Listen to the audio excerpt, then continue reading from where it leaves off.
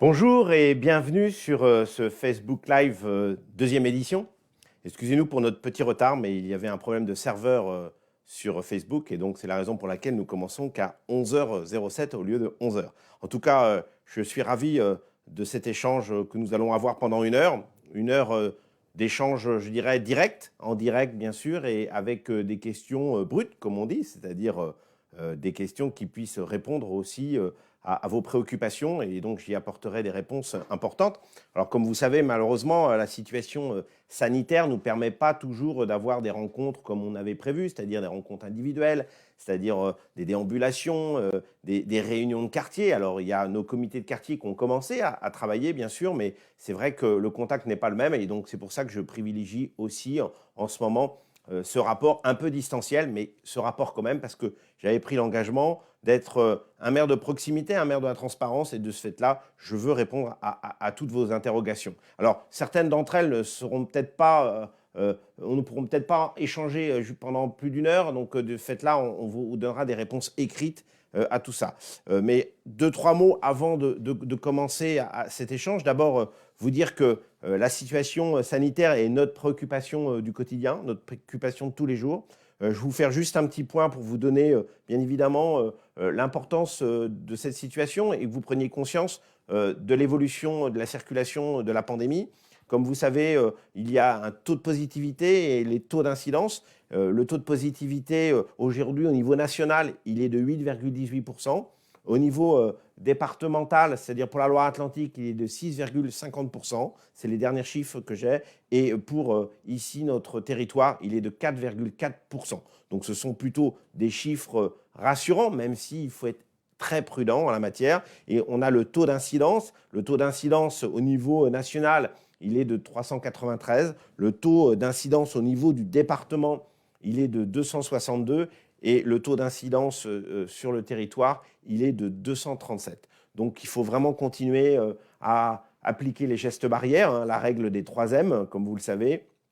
Mais aussi, il faut être très vigilant à l'endroit des plus anciens, à l'endroit de ceux que vous allez rencontrer pendant ce week-end pascal. Et de ce fait-là, c'est vrai que nous allons accueillir énormément de monde. Comme vous savez, la ville a 60% de résidences secondaires. Donc, ils veulent peut-être venir s'installer pour les 4 semaines à venir. Et nous allons renforcer à la fois notre sécurité par l'intermédiaire de la police municipale, qui sera très présente. Et j'ai obtenu hier soir un renfort en CRS. Nous aurons une demi-compagnie présente aujourd'hui ici à La Baule pour permettre d'appliquer les gestes barrières et que tout le monde puisse être protégé. C'est vraiment notre objectif. Alors, je propose maintenant qu'on commence tout de suite l'échange et la discussion.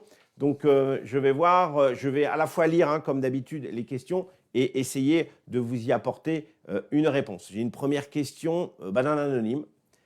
C'est bien quand on a le nom et le prénom, mais par contre, il est d'Escoublac, qui me pose la question. Bonjour, nous habitons à Escoublac et entendons de plus en plus de jets décoller ou atterrir. L'aérodrome serait-il devenu un aéroport? Pas du tout. L'aérodrome n'est pas un aéroport. L'aérodrome est un aérodrome en général de loisirs, c'est-à-dire c'est plutôt une pratique peu quotidienne et surtout pendant la période Covid où vous avez sans doute eu moins d'avions que d'habitude. Vous savez que c'est un aérodrome qui existe depuis plus de 100 ans. C'est un aérodrome qui fait partie de notre ville. Et le fait est, c'est que quand vous êtes aménagé près de l'aérodrome, vous imaginez bien qu'il allait y avoir quelques avions. Donc nous sommes en concertation permanente avec les riverains pour essayer de réduire les nuisances. Nous avons notamment financé des silencieux pour certains avions qui sont plutôt des avions résidents, c'est-à-dire des avions sur la zone aéroportuaire. Et puis, nous allons bien sûr être encore toujours vigilants sur le bruit et sur le trafic, hein. Je suis aussi président de cet aérodrome et je veille à ce que le trafic puisse être bien sûr régulier, mais le plus silencieux possible. Comme vous le savez, il y a notamment High School Black qui est pas loin, et de ce fait-là, on a des projets de pouvoir encore réduire les incidences sonores, mais j'y reviendrai dans quelques mois, tant que les décisions n'ont pas été prises. Je pourrai échanger à ce moment-là avec les habitants d'Escoublac. Alors, j'ai une question de Catherine Vergona.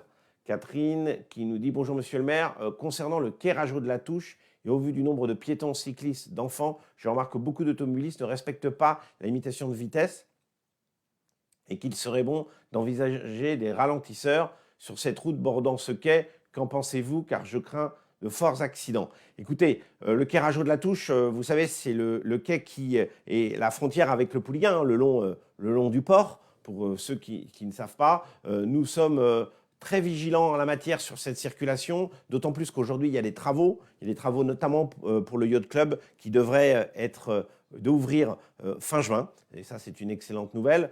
Et de ce fait-là, nous allons y installer, juste à côté, une station supplémentaire de vélos. Vous savez, la location de vélos sur des temps courts, les vélos baulois que vous voyez bleus, que vous voyez dans la ville, il y aura une station installée ici. Et de ce fait-là, nous allons revoir bien sûr le trafic et la circulation, sachant que c'est vrai qu'il y a peu de trottoirs, en tout cas les trottoirs sont assez courts et que la circulation est souvent intense l'été. Donc nous serons tout à fait vigilants en la matière et je vous dis, avec les travaux qui auront lieu avec le Yacht Club, nous permettrons de pouvoir améliorer cette circulation et sans doute d'éviter bien évidemment un accident.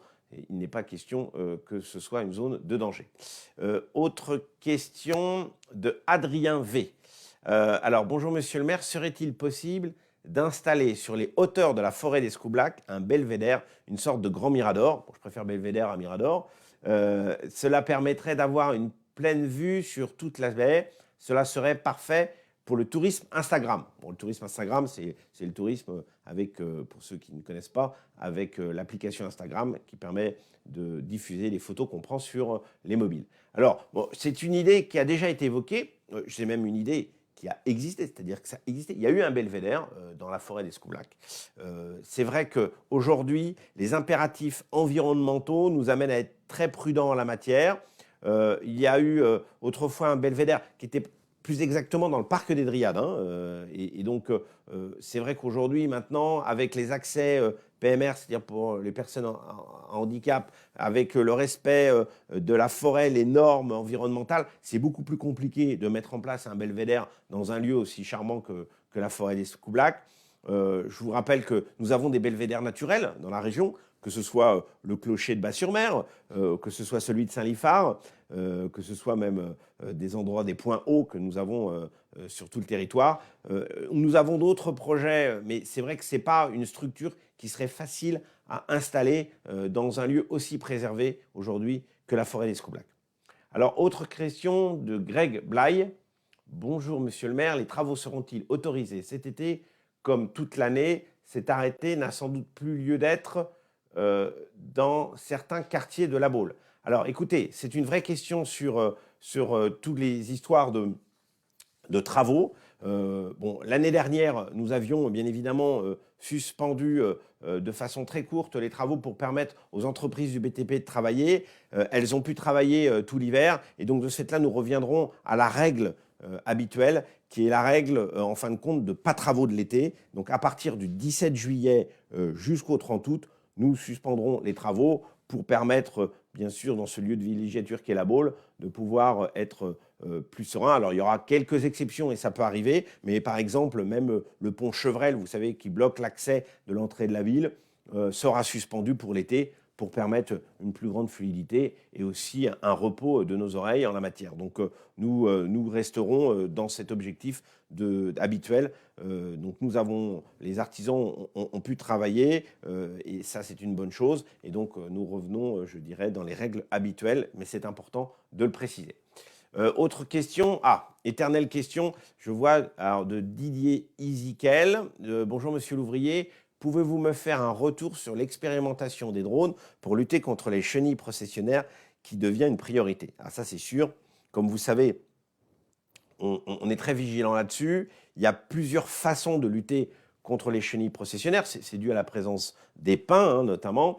Et comme la Baule a beaucoup de pins, c'est vrai que les chenilles processionnaires se développent sur une période de l'année et ont des conséquences. Alors pour les petits-enfants surtout, et puis pour nos animaux aussi, hein. Moi, j'ai un chien et je sais que à chaque fois qu'il y a des chenilles processionnaires, je suis très prudent en la matière. Alors, on a expérimenté avec l'équipe municipale un test tout à fait intéressant qui est un permettre, avec des drones, de pouvoir essayer de lutter par drone contre les chenilles processionnaires. C'est une bonne méthode, une méthode d'innovation et c'est intéressant, mais il faut aussi continuer les méthodes classiques et je dirais tout à fait éprouvées, que sont les sacs à chenilles. Vous savez, c'est les sacs que l'on suspend le long des troncs. Le bacille de Thuringe aussi, qui est en plus un moyen naturel de lutter contre les chenilles. Et puis les nids à mésanges, qui sont aussi naturels et qui sont indispensables pour lutter contre les chenilles processionnaires. Voilà, donc on continue à axer notre politique là-dessus avec l'innovation pour les drones.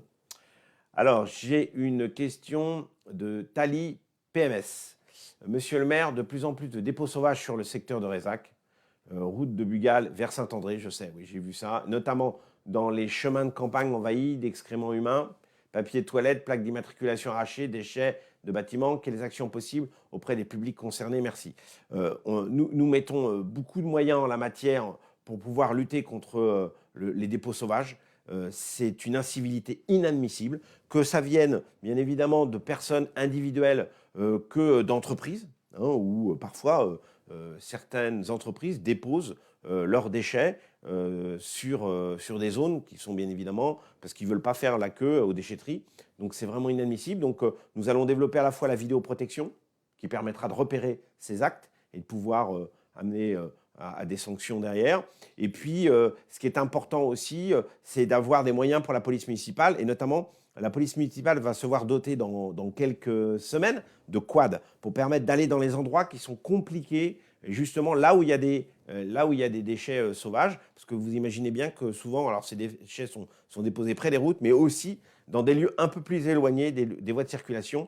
Et il faut qu'on puisse surveiller ça de près. Je serai très dur à l'endroit de ces actes d'incivilité, je vous le dis tout de suite, parce que je trouve ça mais inadmissible. C'est vraiment d'une lâcheté et vraiment, on ne peut pas admettre ça sur une commune comme la nôtre qui est magnifique, alors qu'il y a des déchetteries à proximité, que ce soit à Pornichet ou à La Baule, et donc on ne peut pas accepter de tels actes. Alors, autre question, question de David Bertreux, du quartier La Jarige. Monsieur le maire, pourquoi gardez-vous encore sur la voirie de la commune des ralentisseurs de type coussin berlinois, notamment sur le boulevard de Cacrès et le boulevard de la Forêt? En vieillissant, ces dispositifs deviennent dangereux par l'émiettement du caoutchouc. Des dispositifs plus modernes seraient beaucoup mieux, type rehaussement avenue La Jarige. Bon, celui de l'avenue La Jarige a fait beaucoup causer aussi parce qu'il est très haut. Bon, je vous rappelle qu'un coussin berlinois, pour ceux qui ne sont pas spécialistes en la matière, c'est un dispositif rectangulaire, généralement rouge et brun, destiné à ralentir la vitesse des automobiles. Et vous êtes beaucoup à nous le demander à juste titre parce que les véhicules roulent encore trop vite dans la ville, sans gêner les autres usagers de la chaussée. Alors, d'abord, on a vraiment besoin de ces coussins berlinois pour répondre rapidement à vos préoccupations de circulation. Ça permet d'installer de façon efficace et facile ce dispositif avant de mettre des dispositifs, je dirais, plus à long terme, pérennes, sur le lieu. C'est-à-dire que ça nous permet aussi de faire des tests pour voir si le ralentissement à cet endroit-là est efficace. Et c'est vrai que c'est un outil qui est pas trop complexe à installer et pas trop cher. Donc on le fait généralement, c'est de façon momentanée. Il y a d'autres types d'équipements qui sont actuellement étudiés par les services de la voirie. Je pense à des équipements qui sont intégrés dans la voirie. Mais on a vraiment besoin de ces outils parce qu'on s'aperçoit encore aujourd'hui que la limitation de vitesse n'est pas respectée et qu'il est important de pouvoir avoir ces outils indispensables à la régulation de la circulation. Alors, les rehaussements type La Jarige, ils sont assez coûteux, je vous le dis honnêtement. Ils ne sont pas toujours si efficaces. Et puis, nous avons quand même, si vous voulez, énormément de voiries, hein. Il y a plus de 230 km de voiries, dont une partie est à restaurer. Et au fur et à mesure, on voit quels sont les dispositifs qu'on peut mettre en place pour ralentir la circulation. Et on a vraiment à remettre la voirie, je dirais, d'équerre pour permettre de pouvoir avoir une vie plus sereine. et c'est vraiment l'objectif. Autre question de Christine Constant. Alors je lève la tête parce que j'ai sur l'écran bien évidemment l'ensemble des questions que vous nous posez. Bonjour Monsieur le maire et merci pour cette opportunité d'échanger avec vous. Quand prévoyez-vous d'éradiquer les nuisances sonores volontaires et vrombissantes des motos et voitures qui, dans le quartier de De Gaulle et sur le Remblai, empêchent de profiter de notre belle ville dès qu'il a fait beau et à toute saison? C'est une vraie nuisance. À quand les méduses de mesure automatique que la Baule va expérimenter? Merci. Je vois que vous êtes très au courant, Christine, des méthodes qu'on est en train d'étudier. Comme vous savez, il y a notamment des deux roues, et je suis motard, donc je n'ose pas le dire, je dirais très clairement, c'est quand même assez inadmissible d'avoir des comportements de ce type, et je veux insister là-dessus. On n'a pas besoin de faire des grandes accélérations lorsqu'on a un deux roues. Le paysage est assez beau pour profiter à une vitesse normale. Vous vous apercevez très simplement que, en fin de compte, c'est surtout ces deux roues-là qui font du bruit. Et donc, de ce fait-là, des radars pour les véhicules à deux roues existent, mais ils sont aujourd'hui à expérimentation. Je pourrais en mettre, mais je ne peux pas contraventionner derrière. Donc, il faut vraiment qu'on ait la validation du ministère de l'Intérieur. Je suis en relation avec le parlementaire qui s'occupe de cette expérience qui s'appelle Méduse, et il va sans doute aussi choisir la Baule comme ville test pour pouvoir permettre de voir si ces appareils sont efficaces et permettraient du même coup d'être reconnus par le ministère de l'Intérieur et pouvoir être utilisés par notre police municipale et éventuellement la police nationale. Voilà ce qu'il en est aujourd'hui. Et puis c'est sûr que dans la refonte de la promenade de mer, nous traiterons aussi de ce sujet, étant donné que la circulation sera plus fortement régulée. Alors, question de monsieur et madame Dupont, avenue Alsace-Lorraine. Monsieur le maire, l'avenue Alsace-Lorraine s'est dégradée suite aux travaux de construction et de rénovation. Nous n'avons pas de trottoir, il y a plein de nids de poules, c'est hyper dangereux en vélo. Il y a des personnes âgées en fauteuil. Il y aura un changement de circulation au vu de l'immeuble en construction à l'école Tanchou. Quelles sont vos intentions sur la réfection de cette avenue? Alors, pour ceux qui ne connaissent pas parfaitement la ville, l'avenue Alsace-Lorraine, c'est une perpendiculaire à l'avenue de Lattre. Il y a vraiment beaucoup de travaux dans ce quartier-là, entre cette avenue-là et aussi, je pense, au quartier des Ondines. Effectivement, il y a le gros chantier de l'ancienne école Tanchou qui n'est pas encore terminé, qui avait pris du retard et qui aujourd'hui est plutôt en une phase de finalité de travaux. Et à partir de là, on reverra bien évidemment la réfection de toutes les voies, mais on ne va pas le faire avant que les camions de chantier passent et défoncent souvent en partie nos trottoirs et notre voie. Donc on le fera après. Il y aura sans doute aussi peut-être un changement de circulation, mais ça ne se fait pas comme ça. Il faut le faire avec l'ensemble des habitants. Il faut voir, il faut être validé bien sûr par la préfecture. Donc on regardera ça en détail parce que c'est un quartier qui va mériter un bon lifting, comme on dit, après les différents travaux qui ont eu lieu et notamment les nouveaux immeubles qui s'y ont installés. Pensez bien qu'on est très vigilant sur ce quartier. Alors, une question de Valérie Herrera. Bonjour, monsieur le maire. Bravo pour le centre de vaccination des Salines. Je m'étonne que les résidents baulois ne soient ni contactés ni prioritaires pour se faire vacciner. Pourquoi de nombreuses personnes étrangères à la commune et à la région ont-ils pu se faire vacciner avant nos anciens? Merci pour votre réponse. Alors, ça, c'est une question, je dirais, qui est une question à l'échelle de la France. Tous les centres de vaccination sont ouverts à l'ensemble de la population. Si Valérie, vous voulez vous faire vacciner dans une autre commune, vous avez le droit. C'est la loi qui l'impose. On ne peut pas, bien sûr, impérativement décider qu'un centre de vaccination qui est en un endroit ne soit accessible qu'à ceux qui vivent sur la commune. Et c'est le cas dans toute la France. Alors, le fait est, c'est que nous, ce qu'on demande, c'est encore plus de vaccins. Je vous rappelle qu'on s'est battu pour avoir ce centre de vaccination. Ça n'a pas été simple. Nous avons réussi à l'obtenir parce que au départ, il n'y avait qu'un centre de vaccination au plus proche qui était celui de Saint-Nazaire, et puis un peu plus loin celui de Pornic. Il n'y en avait pas d'autres sur la presqu'île. On a réussi à obtenir ce centre de vaccination, notamment avec l'aide du comité de veille sanitaire, d'information et de veille sanitaire présidé par Elisabeth Hubert. Et donc avec toute l'équipe municipale, et notamment avec Annabelle Garand, on a réussi à obtenir ce centre de vaccination. Aujourd'hui, nous sommes à 250 injections par jour. Ce n'est pas suffisant. il nous en faudrait beaucoup plus. Il faudrait qu'on passe à 500 injections par jour. Nous en avons totalement les capacités. Je ne sais pas si certains d'entre vous y sont allés. Vous avez vu que l'accueil, je remercie vraiment les agents, les bénévoles, tous les professionnels de santé qui se mobilisent pour pouvoir que ce centre de vaccination soit le plus accueillant possible, le plus efficace possible. Nous sommes à 250 injections par jour et nous devrions monter à 500. Donc nous faisons pression auprès de l'État et de l'Agence régionale de santé et bien sûr du préfet pour pouvoir obtenir plus de vaccins, d'autant plus qu'avec l'arrivée de vacanciers pendant ce mois d'avril, nous aurons encore besoin plus de vaccins. Vous imaginez bien qu'il y en a certains qui vont vouloir se faire vacciner ici sur la ville. Donc il n'est pas possible de le réserver bien sûr aux Baulois, ni aux habitants de la presqu'île.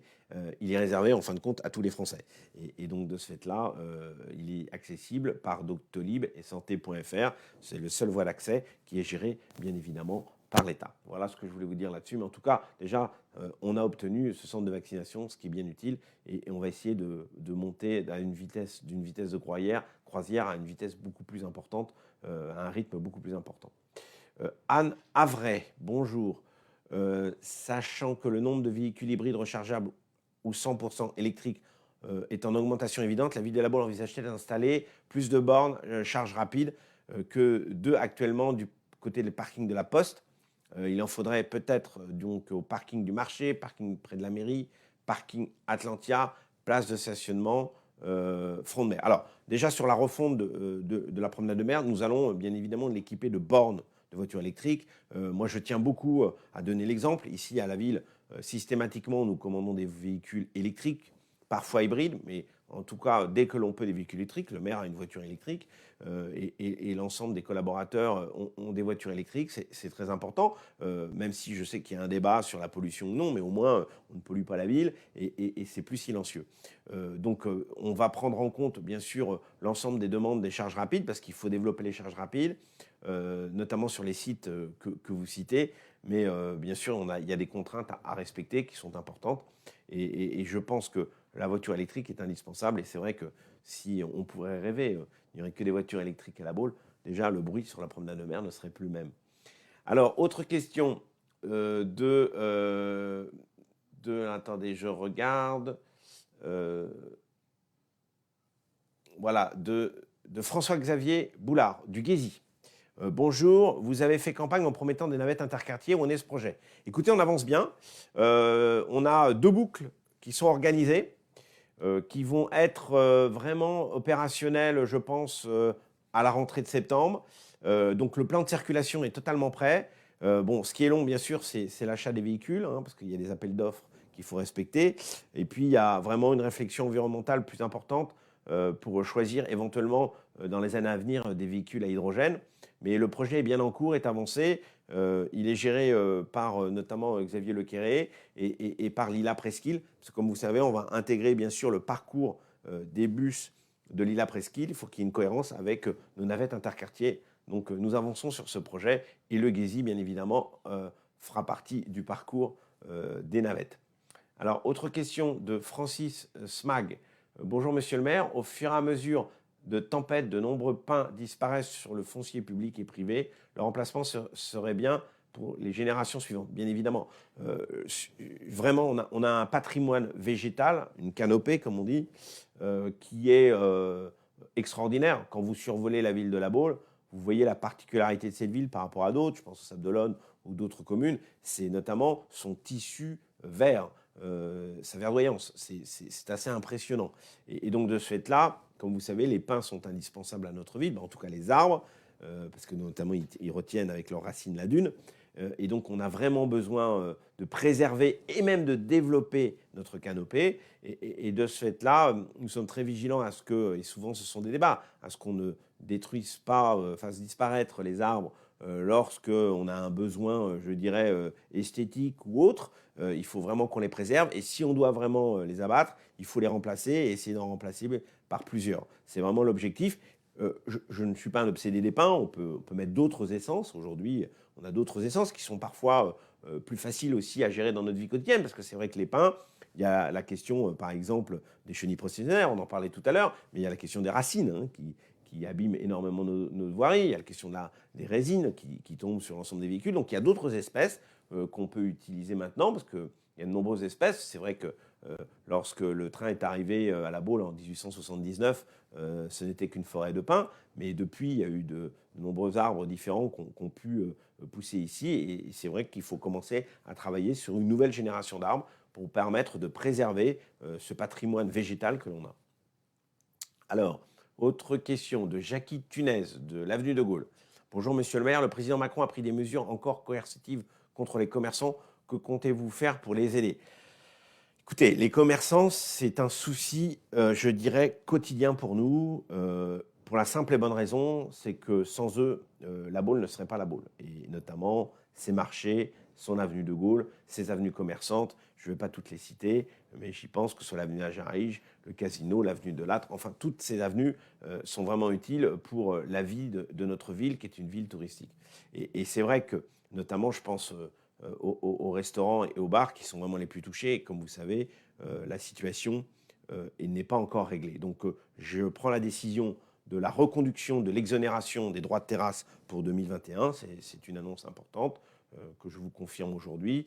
C'est important. Et puis en parallèle, on essaye de soutenir. On aura une belle manifestation pour faire redémarrer les restaurants aussi dans les mois à venir. Ça se rappellera Resto en fête ou un peu sur cette thématique-là, parce que ce serait important de redynamiser tout le monde. Et puis, comme vous savez, il y a la plateforme J'achète à la Baule, qui rencontre un succès incroyable, qui permet, dans ces périodes de transition, de pouvoir aussi aller dans des magasins, mais de façon virtuelle, et de pouvoir, aux commerçants, d'exposer leurs produits et de pouvoir commander à distance. Il y a une partie des clients qui sont des clients en dehors de la région, notamment des franciliens, une partie des clients qui sont des clients régionaux, et puis bien sûr des clients baulois, et sur ce site J'achète à la Baule. Alors, une autre question de Guillermo Linéa. Bonjour monsieur le maire, ces dernières années, une grande partie de la voirie a été rénovée. En revanche, l'enfouissement des réseaux ne fut pas systématique. Je sais que cela représente un coût, néanmoins, le faire serait profitable à l'embellissement de la ville, à l'instar de certaines communes voisines. Je vais vous dire, c'est très simple. Dès qu'il y a une avenue à refaire, nous nous posons la question de l'enfouissement, et quasiment avec 90% de décisions, c'est pour l'enfouissement. C'est vrai que ça prend plus de temps parce qu'il faut mettre d'accord l'ensemble des réseaux. C'est pas simple, que ce soit téléphonique, que ce soit électrique, etc., etc. Mais vraiment, je veux qu'on fasse disparaître tous ces toiles d'araignée que nous avons dans le ciel. Je recevais samedi dernier Stéphane Bern, comme vous savez, qui est très attaché à notre patrimoine, et on en discutait ensemble. Et c'est vrai que on en a parlé, et vraiment, ça fait partie des choses qui sont parfois choquantes dans cette ville. C'est ce tissu aérien qui n'a pas toujours été une priorité, il est vrai, comme vous le dites, Guillermo, et qui doit l'être aujourd'hui. Donc systématiquement, je pense par exemple à la réfection du boulevard Caillot. Nous allons enfouir l'ensemble des réseaux parce que c'est important, et ça nous permet aussi d'avoir un petit peu plus de place. Parce que quand vous avez moins de poteaux, vous pouvez peut-être parfois faire un peu plus de pistes cyclables ou une chaussée un peu plus large. Alors, question de Michel Estenave du Guésy. Alors, bonjour, j'habite à La Baule, dans le quartier du Guésy. Eh bien, c'est très bien. Il y a une piste de BMX derrière le collège Éric Tabarly. J'ai entendu parler que cela allait être modifié. Ma question, est-ce que vous allez faire un skatepark ou un pump track à la place? Alors, tout le monde ne sait pas ce que c'est qu'un pump track. Je l'ai appris il n'y a pas très longtemps, je vous le dis moi aussi, lors de la réunion du conseil municipal des jeunes que organise Karine Chalier. Et c'est vrai que Karine, on a eu des discussions avec les jeunes, et ils me disent il faut faire un pump track en plus d'un skatepark. Alors, nous avons une opportunité formidable, à juste titre. Derrière le collège Éric Tabarly, il y a un endroit qui pourrait être utilisé comme skatepark et pump track. Vous savez que celui des Salines rencontre un succès indéniable, et vous pouvez vous y rendre. C'est tout près du centre de vaccination. Et donc, de ce fait-là, on va voir si on peut adapter cet endroit en skatepark, sachant qu'en plus, avec la clientèle de jeunes ados qui sont au Guésy, ce serait une offre tout à fait intéressante. Je souhaite vraiment qu'il y ait cette offre de loisirs dans ce quartier. Et donc, nous sommes en train de regarder, et on le fera en concertation, bien sûr, avec la MJC, mais aussi le CMJ, qui va apporter des éléments de réflexion en la matière, parce que moi, je ne suis pas un spécialiste du skatepark. J'ai fait du skateboard, mais il y a très très longtemps, et je pense qu'il ne serait pas prudent que j'en refasse. Alors, Jean-Michel Tisley, bonjour Monsieur le maire, merci pour cet échange. Une question, le projet d'aménagement du Remblai prévoit une réduction drastique du flux de voitures, alors que ces dernières sont toujours plus nombreuses. L'absorption ne pourra se faire par les rues parallèles. Qu'en pensez-vous? Merci d'avance. C'est une réflexion très juste. Il est vrai qu'il faut qu'on réduise, pas drastiquement, mais il faut qu'on réduise notre utilisation de la voiture, sans pour autant le supprimer, bien évidemment, mais surtout à certains moments de l'année. Je pense notamment à l'été, où quand on passe de 17 000 habitants à 180 000, on ne peut pas toujours avoir le même comportement, parce que les espaces ne sont pas les mêmes, et c'est pour ça que je pousse à ce qu'on puisse circuler en vélo au maximum sur cette ville, notamment l'été. Quand certains vont marcher, honnêtement, ils peuvent y aller plutôt en vélo qu'en voiture. Et donc, c'est vraiment une pratique importante. Même si la voiture est utile et est indispensable, parce que, comme vous savez, il n'y a pas des moyens de transport qui s'offrent à nous en permanence. Alors, ça, c'est une première chose. La deuxième chose, c'est que sur la réflexion, la promenade de mer, on aura l'occasion d'en parler, parce qu'il y aura une autre concertation qui sera faite avec les habitants. Nous voulons qu'il y ait un axe aller, un axe retour de voiture. Nous voulons aussi privilégier ce Remblai pour de la promenade douce, c'est-à-dire piétons, vélos et autres, je dirais, moyens mobiles. On y installera aussi, hein, en accord avec le maire de Pornichet, une navette électrique autonome.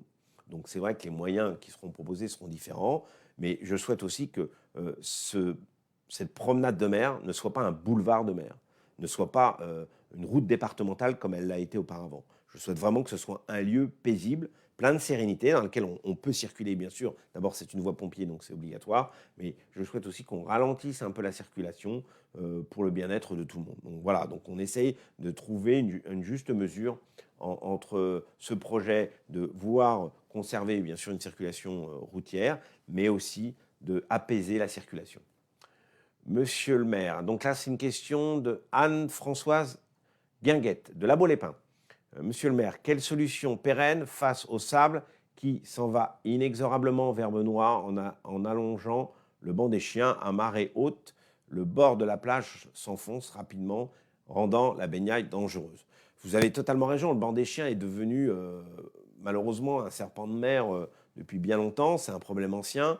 On n'en connaît pas l'origine, sans doute peut-être la mise en place du port de Pornichet qui a créé un courant qui a permis au sable d'aller plutôt à un endroit qu'à un autre.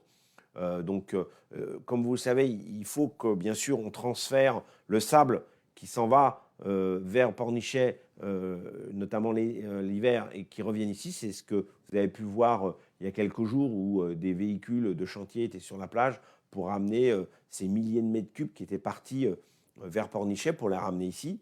Donc ça, c'est une réponse, je dirais, à court terme.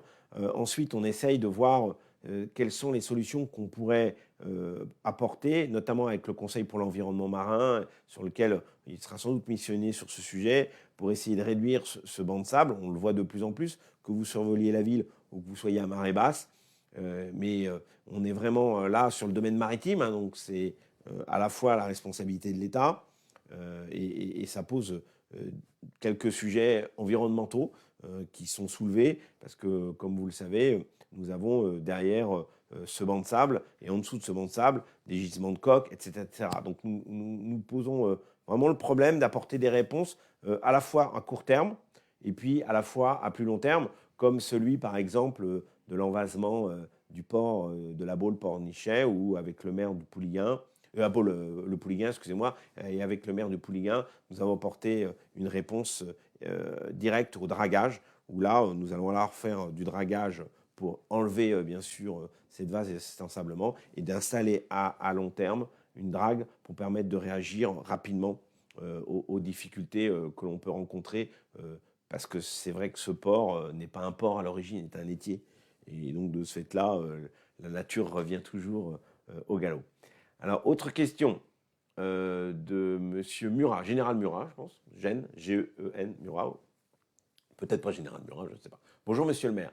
Alors que vous encouragez les personnes à venir en télétravail, pouvez-vous expliquer aux Baulois et surtout c'est écrit en lettres majuscules, les rassurer sur le fait qu'il n'y ait pas eu de continuation lors des précédents confinements. Ceci mettrait fin à cet ostracisme ambiant vis-à-vis des touristes, des résidents secondaires. Merci et joyeuse Pâques. Merci. Bonne fête de Pâques à vous aussi.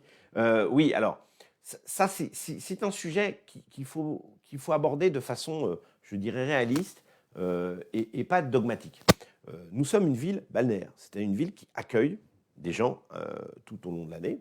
Je vous rappelle qu'il y a plus de 60% de résidents secondaires. Donc on ne va pas empêcher, notamment dans ce week-end, aux résidents secondaires de venir choisir de télétravailler, comme on dit, au pays des vacances, c'est-à-dire à la Baule. Et donc de ce fait-là, ce choix-là, il est normal et il doit se faire avec les consignes du gouvernement ce week-end de Pâques. Alors à partir de ce moment-là, il faut être très prudent, et c'est vrai, je le rappelais tout à l'heure, les règles de distanciation, à la fois la vaccination, les autotests aussi, qui sont importants, sont un élément indispensable pour être de façon préventive le plus vigilant quant à la circulation du virus. Maintenant, il faut aussi accepter que notre ville, elle passe parfois de 17 000 à 40 000, 50 000 en plein hiver par ces week-ends. Donc c'est pour ça qu'on a souhaité un renfort de la sécurité. Et donc vraiment, on s'est aperçu à la fois sur les vacances d'été, sur les vacances aussi de Noël, mais aussi sur les vacances de février, qu'il n'y avait pas de rebond épidémique après. C'est-à-dire qu'il y a parfois une petite augmentation, bien sûr, de propagation du virus, et je vous donnais les chiffres tout à l'heure, mais il n'y a pas de rebond systématique derrière qui dure dans le temps. Donc voilà, il faut accepter de pouvoir accueillir ceux qui ont un bien ici ou ceux qui veulent s'installer de façon sur le moyen terme ou définitivement. Ici, ça fait partie aussi de notre ADN, tout en étant prudent, parce que la prudence doit être de mise. Alors, Nicolas Sopiquet dans le quartier du Casino. En 2022, les travaux de modernisation de front de mer vont commencer. Le budget est conséquent. Est-il envisagé une augmentation des impôts pour financer ce projet ? Quels vont être les financements ? Il n'y aura pas d'augmentation fiscale. C'est clair, net et précis. Je veux le rappeler, je le répète souvent, je m'étais engagé à ce qu'il n'y ait pas d'augmentation fiscale. Il n'y aura pas d'augmentation fiscale. Nous aurons deux sortes de financement. D'abord, le recours à l'emprunt, de façon intelligente. Je vous rappelle que les taux sont très bas en ce moment et nous avons par exemple emprunté notamment pour la réfection des voiries 20 millions d'euros à des taux qui sont des taux très bas, 0,60% de taux d'intérêt, c'est très très faible et donc c'est le moment bien évidemment d'emprunter pour permettre de pouvoir à la fois répondre à vos impératifs et à vos demandes de voirie. Et puis nous aurons aussi des subventions qui viendront d'autres collectivités, je pense notamment au département, qui nous aidera par exemple à subventionner la piste cyclable qui sera le long de la promenade de mer. Je pense aussi à des financements de la région. Et je suis bien placé pour les obtenir, parce que je suis vice-président du conseil régional en charge du tourisme, de l'État bien sûr, et de l'Europe. Donc voilà, nous avons de nombreux moyens de pouvoir, bien sûr, au titre du développement économique, de l'environnement, de l'innovation, de l'aménagement du territoire, au titre de tous ces sujets-là, d'obtenir des financements croisés. Et donc, de ce fait-là, la somme qui était prévue, qui est de 60 millions d'euros, ça, c'est le budget global sur les différentes tranches. Mais vous pouvez vous assurer qu'il n'y aura ni augmentation fiscale et ni difficulté de financement en la matière. Alors, autre question de Groth Moriarty, j'espère que j'ai bien prononcé. Pourquoi il n'est offert aucune possibilité à des gérants d'une salle de CrossFit de pouvoir acheter un local dans une zone d'activité. Villjams, par exemple, Bellon refuse, quand la pratique du sport est l'un des parades à la Covid, on refuse l'opportunité des entrepreneurs de s'installer. Écoutez, j'en suis désolé parce que normalement, nous, on cherche plutôt à ce que les entrepreneurs s'installent ici. Alors ici, sur Bellon, il y a peut-être eu un manque d'espace ou un manque de bâtiments disponibles. Je peux vous assurer qu'il y a des zones d'activité qui recherchent des entreprises. Il y a plus d'une quinzaine de zones d'activité sur la presqu'île et il y en a certaines qui ont la possibilité de pouvoir vous accueillir. Donc il faudrait qu'on regarde ça parce que c'est vrai que d'une salle de CrossFit, c'est très fréquenté. Aujourd'hui, on en a vraiment besoin. Et donc, peut-être que si Grog veut m'envoyer un petit courrier et que je fasse une intervention auprès de Cap Atlantique, comme vous savez, c'est Cap Atlantique qui gère les zones d'activité. Bonjour, monsieur le maire. Je souhaiterais savoir si un grand ponton serait envisageable en prolongement de l'avenue de Charles de Gaulle sur l'océan, un truc à la californienne, entre guillemets, une avancée de 200 mètres en bois, avec au bout un café et une boutique souvenir. Ah bah, carrément. Écoutez, c'est une très bonne idée. Comme vous savez, au bout de l'avenue des Évins, c'est-à-dire de l'avenue Olivier Guichard, celle qui borde l'hôtel de ville, il y avait eu à un moment une estacade. C'était avant-guerre, et cette estacade a été détruite.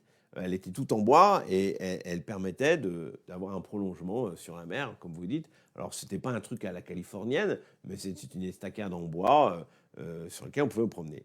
Dans le projet de la promenade de mer, nous réfléchissons à remettre une estacade dans la baie de la Baule. Alors, pas située à cet endroit-là, mais plutôt à l'axe de l'avenue La Jarige. Pour la simple et bonne raison, c'est que le quartier La Jarige a aussi besoin d'attractivité. Et donc, on trouvait ça plutôt intéressant de pouvoir avoir une petite estacade. Alors, bien évidemment, il faut les autorisations de l'État. C'est la raison pour laquelle on est en train de travailler en concertation avec l'ensemble des autorités pour savoir si la possibilité est réelle. Mais c'est vraiment une idée que j'aimerais bien développer dans le cadre de la promenade de mer. Alors, Guillermo Linéa. Guillermo Linéa, l'État a-t-il déjà usé de son droit de préemption sur certains terrains destinés au logement social?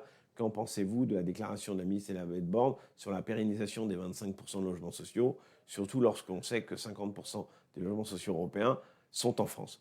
Je vais vous dire, cette loi, ce qu'on appelle la loi SRU, Solidarité et Rénovation Urbaine, cette loi est unique pour la simple et bonne raison, c'est qu'elle nous impose un taux de logements sociaux qui est inaccessible.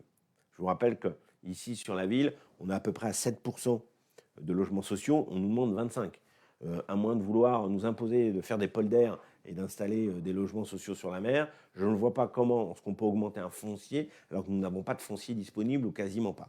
Donc nous essayons de faire les efforts maximum pour pouvoir obtenir des logements sociaux, parce que pour nous, c'est important aussi d'accueillir des familles qui ont moins de moyens, qui travaillent dans le monde du tourisme, qui travaillent dans le monde commerçant et qui veulent aussi s'installer. Mais la réalité des choses, c'est qu'aujourd'hui, le foncier est rare et lorsque nous avons des immeubles neufs, obligatoirement, vous avez 30% de logements qui sont destinés à des logements sociaux. Mais aujourd'hui, on ne pourra jamais obtenir le résultat imposé par la ministre, parce que comme vous savez, passer de 7 à 25, c'est impossible. Déjà cette année, nous aurons plus de 200 logements sociaux qui seront ouverts sur certaines zones géographiques de notre commune, et c'est déjà très compliqué de pouvoir les obtenir. Alors, Adrien Legras, Centre. Bonjour Monsieur le maire. Suite aux travaux réalisés sur le pont Chevret, le trafic a fortement augmenté avenue de Lattre, qui n'était pas prévu pour un tel trafic, engendrant des hausses de nuisances, bruit, tremblements, dus au passage de nombreux poids lourds dès l'aube et une détérioration au niveau de la voirie. Que comptez-vous faire? Écoutez, d'abord, je vous m'excuser auprès de tous ceux qui habitent autour du pont Chevrel. C'est vrai que ce sont des travaux très importants. Ce soir, il y a la pose de deux grands parties métalliques et très importantes qui vont être en fin de compte les voies qui vont permettre la circulation piétonne et cycliste. Ça va être assez impressionnant. Donc ce sont des travaux qui sont suivis de très près, bien sûr, par la ville, par nous-mêmes et par la SNCF. La seule chose, c'est que c'est des travaux qui étaient indispensables. L'entrée de ville était vraiment pas agréable. Et donc là, de ce fait, l'entrée de ville sera beaucoup plus belle et beaucoup plus accessible. Et ce qui permettra aussi un lien plus fort entre Bellon, les Salines, ces quartiers d'avenir, et puis le centre-ville. Et donc, il fallait à tout prix faire ces travaux. Alors, je sais que ça a eu des conséquences sur les avenues qui sont très proches, et notamment l'avenue de la de Tassigny. L'avenue de la Tassigny, d'abord, il faudra qu'on la réhabilite. On a un vrai travail. Je ne sais pas si on pourra le faire dès les premières années, mais on a un vrai travail pour réhabiliter l'avenue de Latte, parce que ça fait longtemps qu'on ne s'en est pas occupé, notamment la partie la plus commerçante. Je pense notamment à la présence de végétalisation beaucoup trop faible, une circulation qui n'est pas assez maîtrisée, des stationnements qui ne sont pas à la hauteur de ce qu'on souhaite, notamment pour les cyclistes.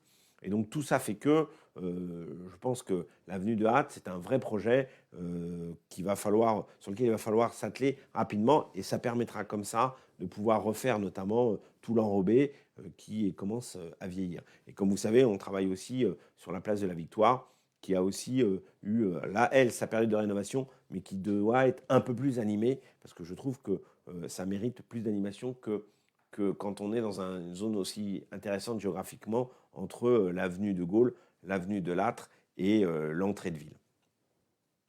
Alors, question de Patrick Keruo-Lamery. Monsieur le maire, pouvez-vous faire pression pour qu'une piste cyclable soit faite du McDo au Pont-Chevrel? Ça tombe bien, j'ai vu le directeur du McDo hier pour permettre de regarder quelles étaient aussi ces difficultés. Alors, tout ce quartier-là, c'est un quartier qui est en liaison entre Guérande et La Baule. Vous savez qu'il y a le Carrefour qui est sur Guérande, il y a le McDo qui est sur Guérande, il y a tout le pôle de commerce qui est sur Guérande, et la frontière se fait au niveau des Salines.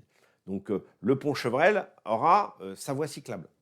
Donc du même coup, il y a la liaison entre Guérande et La Baule se fera facilement par le pont Chevrel via voie cyclable. Et en plus, nous allons rallonger Vélocéan. Vous savez, Vélocéan qui arrive derrière Pôle emploi, si vous connaissez un peu le quartier, j'imagine, aux Salines, derrière Pôle emploi. On va le rallonger pour le connecter à la gare. Donc on va vraiment avoir là le vélo qui va rentrer dans la ville. Et j'en suis très content parce que vraiment, pour nous, on veut une politique cyclable très forte ici. On a la chance d'être dans un pays plat. Et donc on peut se promener, que ce soit en vélo ou en bicyclette ou en vélo électrique sur l'ensemble de la commune. Alors, Madame Parpaillon de Kerkesso. Bonjour Monsieur le maire, nous habitons un quartier très agréable au-dessus de Bellon. Néanmoins, tous les déplacements que nous envisageons à faire à vélo à partir de ce secteur sont peu sécurisés. Vitesse des automobilistes, état des routes. Envisagez-vous des travaux d'entretien de la voirie dans le bourg d'Escoublac, zone de Bellon et quartier de Kerkesso? Alors, quartier de Kerkesso, avec Daniel Rival, est vraiment une de nos préoccupations du moment, pour la simple et bonne raison, c'est que nous sommes en train de travailler sur le transfert de l'ensemble des services de la ville, notamment qui se situent à Bellon, pour les transférer dans le quartier de Kerkesso. Donc nous allons en plus, après, s'occuper des liaisons. Et notamment, les liaisons seront des liaisons cyclables. C'est très important parce que, comme vous savez, on a besoin d'avoir nos services de la ville dans un contexte agréable. Et aujourd'hui, ce n'est pas toujours le cas. Notamment, il y a certains bâtiments qui ne sont pas en bon état. Et donc, de ce fait-là, on va tous les transférer dans des bâtiments neufs côté Kerkesso. Et donc, on fera une liaison cyclable, comme on le fait en ce moment pour le pont Chevrel. On fera une liaison cyclable plus forte entre le quartier Kerkesso et la zone de Bellon et d'Escoublac. Guillaume Musso. Bonjour. Les travaux pour la résidence de l'Hermione seront-ils arrêtés cet été, au moins du 14 juillet au 15 août? Les nuisances pour les riverains sont assez importantes. Merci de votre réponse. Alors, il n'y a pas plus tard que la semaine dernière, il m'arrive de m'énerver, et je me suis énervé en allant courir dans le quartier du Guésy. Je suis passé, parce que l'avantage de faire du jogging dans la Baule, c'est que ça me permet de regarder un peu ce qui se passe dans la ville de très près. Et je me suis aperçu que ce chantier de l'Hermione n'était pas du tout sous contrôle. Donc je peux vous assurer que les responsables du chantier ont entendu parler du maire en début de semaine, pour la simple et bonne raison, c'est qu'en plus le chantier était ouvert à tout public, c'était quasiment Disneyland, dimanche après-midi. Donc, alors qu'un chantier, normalement, il est fermé le week-end, on n'y a pas accès parce que bien sûr c'est dangereux, notamment pour nos plus jeunes. Donc ce chantier, il est très surveillé. Je vois souvent notamment les résidents de l'allée de la Masse qui sont à côté. J'ai interdit le stationnement dans cet endroit-là, parce que, comme vous savez, il y avait du stationnement qui était juste à l'allée de la Masse et qui empêchait, quasiment bloquait les véhicules de chantier de passer. Nous allons refaire l'enrobé pour permettre de donner un peu plus de sérénité à l'accès de ce chantier. Et puis, bien sûr, le chantier sera suspendu dans les dates que je vous ai annoncées tout à l'heure, c'est-à-dire du 17 juillet au 30 août. Nous arrêtons tous les chantiers, dont celui de Chevrel et dont celui de l'Hermione. Alors, Jean-François Quatreux, bonjour. Où peut-on prendre connaissance de l'évolution épidémique sur la Baule? Des indicateurs, taux d'incidence, coefficients sont-ils disponibles et publiés régulièrement? Comment ces indicateurs relatifs sont-ils calculés avec une population qui varie beaucoup? Les résidences secondaires et touristes présents sur le territoire influencent-ils les numérateurs et dénominateurs? Alors, il y a deux moyens d'accéder aux chiffres. D'abord, vous avez les chiffres sur le site de l'Agence régionale de la santé des Pays de la Loire. Il y a un deuxième moyen, c'est le ministère de la Santé. Et moi, régulièrement, que ce soit via Internet ou lors des conseils municipaux, je donne l'évolution épidémique de la ville. J'essaye de vous informer au maximum. C'est la raison pour laquelle on avait mis en place, dès notre arrivée aux responsabilités, le comité de veille et d'information sanitaire, présidée par Elisabeth Thubert, avec des professionnels de santé, des médecins généralistes, des urgentistes, des pharmaciens, qui surveillent l'état de santé de la ville, entre guillemets, en permanence. Nous avons, nous, une boucle WhatsApp, et on se donne les informations en permanence de l'évolution, et dès que l'on voit que les chiffres grimpent, comme je vous ai donné tout à l'heure les chiffres, dès qu'on voit qu'ils grimpent, on prend des mesures de test. On a fait plusieurs fois des opérations de test. C'est pour ça que je veux aussi qu'on ait les autotests et rapidement. Et puis aussi, on demande plus de vaccination parce que c'est important. Et c'est pour ça aussi qu'on s'est battu pour avoir un centre de vaccination pour lutter contre l'évolution. Donc les chiffres, on vous les donne dès qu'on les a, que ce soit par Internet ou que ce soit de façon, je dirais, officielle via les conseils municipaux ou via, par exemple, comme tout à l'heure, le Facebook Live. Alors, autre question de Tali PMS. Monsieur le maire, quelle nouvelle du projet maison médicale? Oui, alors la maison médicale. Donc, comme vous savez, on a acquis la maison médicale de l'avenue du Bois d'Amour. C'est une belle opération pour nous parce que c'était important qu'on puisse maintenir une maison médicale. Maintenant, nous sommes en train de travailler avec l'ensemble des interlocuteurs, que ce soit les médecins et l'ARS, pour pouvoir faire un modèle qui puisse être le plus efficace possible. Il faut que les gens travaillent ensemble, il faut qu'on ait des généralistes déjà, c'est indispensable, on n'a plus de médecins référents. Il faut que l'on ait quelques spécialistes, je pense notamment, on va voir s'il y a la possibilité de mettre de la radiographie, parce que c'est important aussi. Donc voilà, donc on est en train de travailler dessus. C'est long. On a eu la chance déjà de pouvoir acquérir cette maison il y a quelques semaines maintenant. Et j'espère qu'on pourra, dans les mois à venir, vous présenter un projet bouclé qui soit à votre service, parce que c'est vraiment ça l'objectif. Alors, le projet d'hôtel des Roches-Rouges se poursuit-il en justice au Conseil d'État où l'affaire est-elle définitivement terminée? Pas du tout, elle n'est pas du tout terminée. Elle est en procédure judiciaire. Comme vous savez, c'est un permis de construire qui a été signé par mon prédécesseur. Et donc, de ce fait-là, pour l'instant, je suis en train de voir le résultat, le retour. C'est en procédure entre les différents tribunaux. Nous attendons les décisions de la justice pour permettre de voir ce qui sera fait à l'issue de ce projet des Roches-Rouges. Le projet des Roches-Rouges, pour ceux qui ne le connaissent pas, c'est entre la piscine et le Remblai, hein, c'est-à-dire vraiment quartier La Baule-les-Pins. Monsieur le maire, alors c'est Pierrot du Sud. Monsieur le maire, bonjour. J'habite au camping des Olivaux, entre Escoublac et route de Saint-André-des-Eaux. La route n'est pas sécurisée, la vitesse y est très fréquente. Que faire? Merci de votre réponse. Dans cette zone-là, il faut qu'on y mette plus de radars. C'est clair, et on a envoyé des consignes à la police municipale. Je me suis aperçu il n'y a pas très longtemps, j'ai vu que, notamment le long du camping des Olivaux, les gens roulaient très très vite. Surtout que l'été, nous avons beaucoup de gens qui vont à pied, qui partent en vélo, etc. Donc il faut vraiment qu'on ait une présence plus forte de la police municipale. C'est la raison pour laquelle on a beaucoup investi, comme vous le savez, notamment à la fois dans les moyens et les effectifs. Nous aurons à la fin de ce mandat 30 policiers municipaux alors que nous n'en avons que 15 aujourd'hui. Alors, autre question de Isabelle Chanvert du quartier des Oiseaux.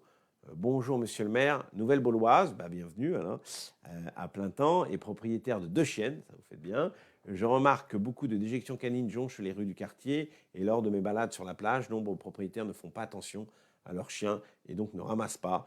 Une campagne de sensibilisation pourrait faire diminuer ces mauvaises conduites.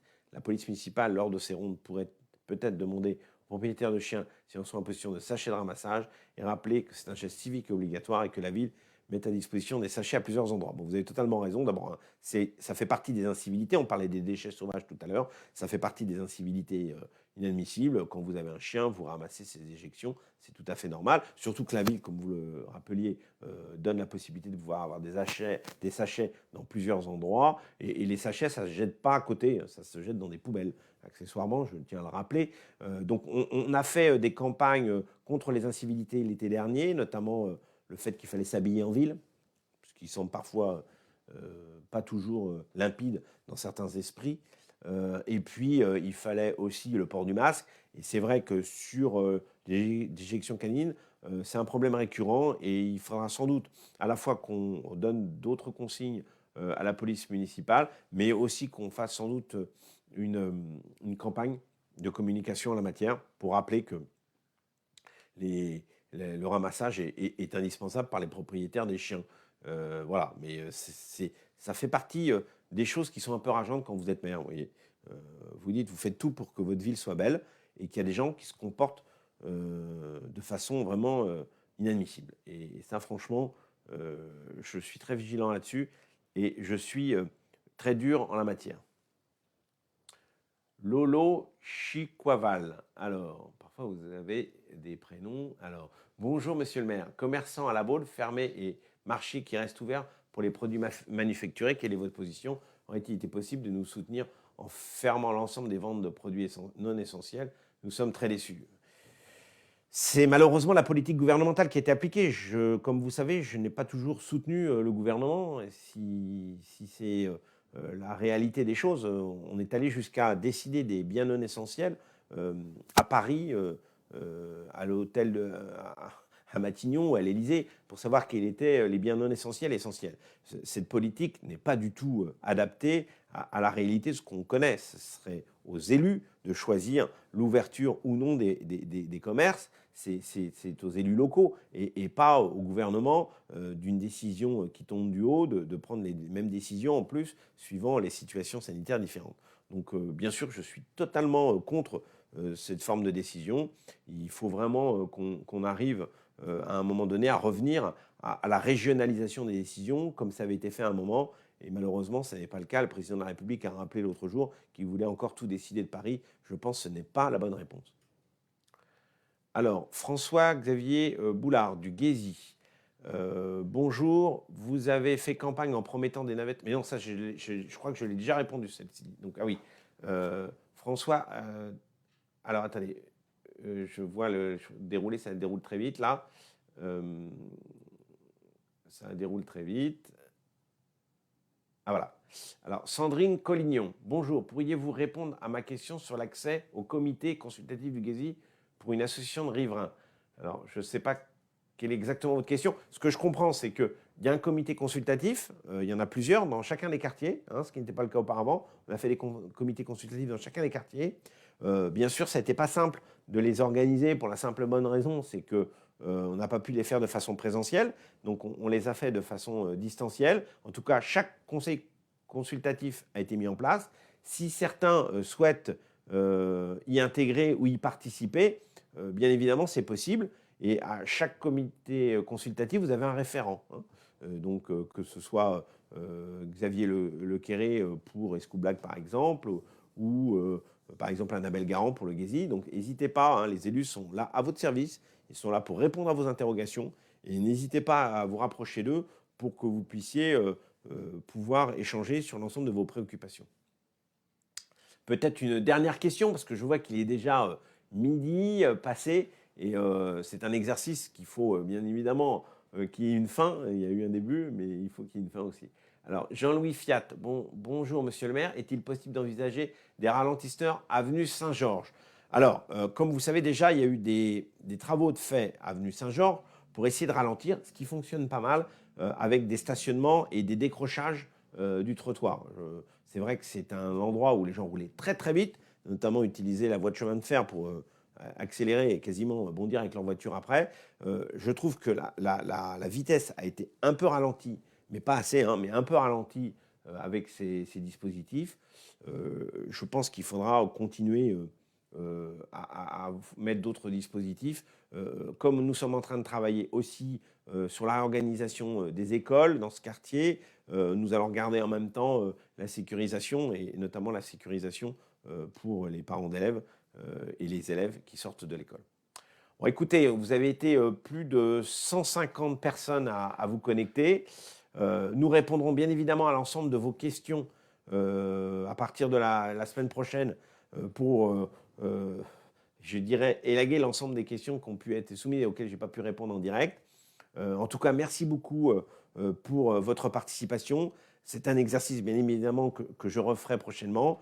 Je vous souhaite de très bonnes fêtes de Pâques. Et puis surtout, prenez soin de vous, parce que c'est important. Prenez soin de vos proches. Respectez les consignes sanitaires pour permettre d'éviter d'être touché par ce virus et de sortir très rapidement de cette situation qui dure depuis bien longtemps et trop longtemps. En tout cas, bon week-end de Pâques. Merci pour votre participation et à très bientôt.